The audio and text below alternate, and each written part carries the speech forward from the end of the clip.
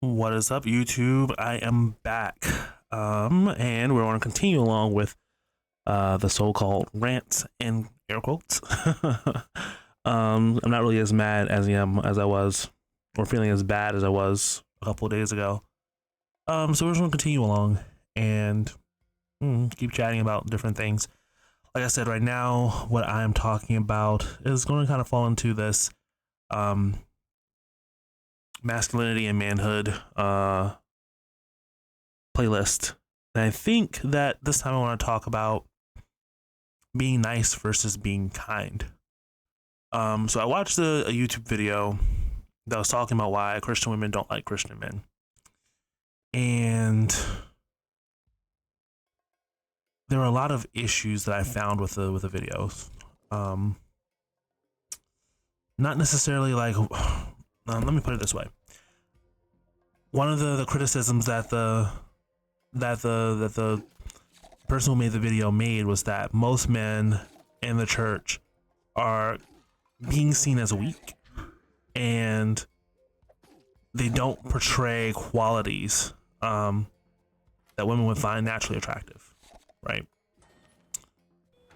And of course, people talk about like the dark triad and all those other secular things and things like that.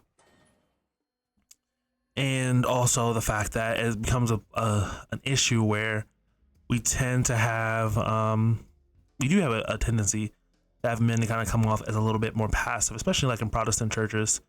And so there is this tendency for men to come off as weak. But the other thing is that some people will take that as men should be ruthless, heartless, savage, taking no prisoners, treating women as second-class citizens. I think that can be anything further from the truth. Because then people talk about like nice guys finishing last, and this is why like Christian men are not as attractive to Christian women. And I think that people just do not know the difference between being nice and then being kind, right? The goal in life should never be just to be nice. Like, it just shouldn't be, right? Because we're not called to be nice. 535. Yeah, so we're not really called to be nice.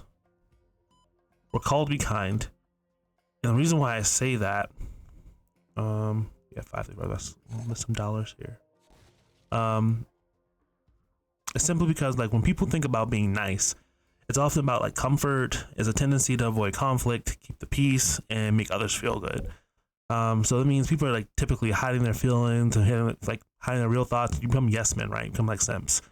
You're trying to avoid hard truths. You're trying to make sure that you smile and nod and agree, not because like you really care, but you just don't want to rock the boat. You want to avoid wreaking havoc and just like getting negative feedback to yourself. Whereas if you're going to be focused on being kind, you'll care about people and be courageous, right? That means kindness is not always going to be soft. You're going to be grounded in love. You'll have integrity, and a willingness to do what's best for someone, even when it's uncomfortable.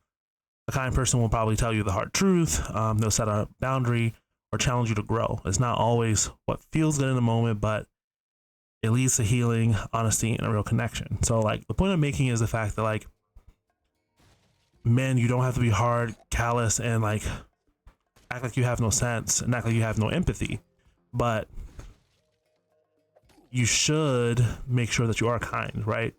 You're gonna be telling the truth. You have integrity. You'll treat people with respect, but that doesn't mean you're going to cowtail and then hide your beliefs in the truth because you're afraid of conflict. So I think that's the big thing. If you can do those things, you'll still get attention. But now it's up to you now to start exercising levels of discipline that's expected of you, right? There was another video where a guy was really ragging on Christian women having unrealistic expectations, which some do. I'm not going to deny that. I don't want that guy to come over here. Okay, he is backing up. Cool. So, yeah, so like we want to be kind. We don't want to be pushovers.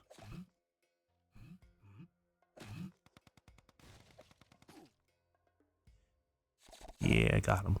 Yeah, so we don't want to be pushovers, right?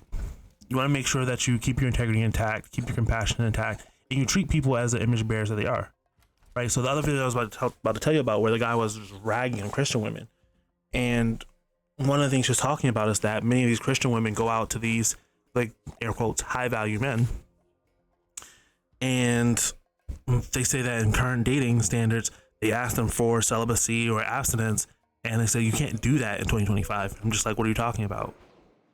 I'm like, God is the same exact God as he was in 2025 as he was when he created Adam and Eve. There's no difference. So the celibacy and the abstinence is not the issue. It's the intentionality behind everything. So if we're going to be the leaders that God has called us to be, right, that's going to require us to be more intentional. If you don't want to have the sexual frustration and all the issues with not being able to have sex, or feel like you're being taken advantage of, resource wise, time wise, being tempted, you have to make sure that you're doing the right things yourself. You're half of the equation, right? So my thought process isn't just to rag on the guys, but control the controllables is what I'm focusing on. So it means if you want a good woman, you have to be a man that a good woman will want to be around. And no, that does not mean being super rich, being a giga chat. That just means, first and foremost, which I probably going to do a different rant on this because I don't want to make that too long for this video, but I will talk about like the bare minimum of being a man that should be qualified for marriage. And we'll be pulling a lot from a now deceased pastor and preacher, Bodie Bacham. He has a really good video. I might link it into that next video on what that is, what biblical masculinity looks like. But besides the point, my entire rant for that video, where the person told them that they shouldn't be expecting abstinence, was just crazy. I was just like, no. I'm like, what we should be doing is exercising actual sexual discipline. Like, that should be expected of us, especially as leaders. And that just because a woman is going to go out and sleep around anyway, you shouldn't be the person, especially as a Christian man, that's causing the issues, right? You shouldn't be saying, oh, just because she's for recreational uses only, that you're going to ruin her. If she's not going to be wife material, leave her alone. Don't ruin her. Hopefully she'll learn that by many people just passing over her and choosing not to keep her as a wife or as a long-term mate, that she will change her ways and realize that people have higher expectations of herself and of like the persons that she's looking for. So I think in all cases, we should be pulling or pushing people to be better versions of themselves. And often that just means leave those women alone, right? If they're for the streets, leave them for the streets. Don't ruin them. Don't add to the problem. Don't add to the trust issues, because at the end of the day, you wouldn't want that to happen to your mother, to your sisters, to your daughters. And so it just starts with you. Control what you can control. And then also, like, when people get upset saying that, oh yeah, all these women, all they want is my money, they want to take me to court. I'm like, well, they couldn't take you to court if you didn't give them a reason to be able to go take you to court, right? It takes two to make a baby. Like, you had to decide to lay down with that person, right? If you never did, she would never gotten pregnant. So at the end of the day, we can control what we control. No, we're not just going to ruin women because they feel like they can ruin themselves. Let them do it. Let them be accountable for their own actions. Keep our conscience clear. Keep ourselves as the leaders, so we're going to make sure that people are having integrity, treating themselves right, and aspire to do more. Be the best version of themselves they possibly can be. And that starts even with yourself. This is why the Bible even tells us that sexual sin is one of those sins where we think about that. They say, oh yeah, men were meant to spread their seed, but it's one of the very few sins that the Bible tells us that it's one that we even have against ourselves. So not only are we damaging and hurting other people, we're hurting ourselves in the process and claiming we're not.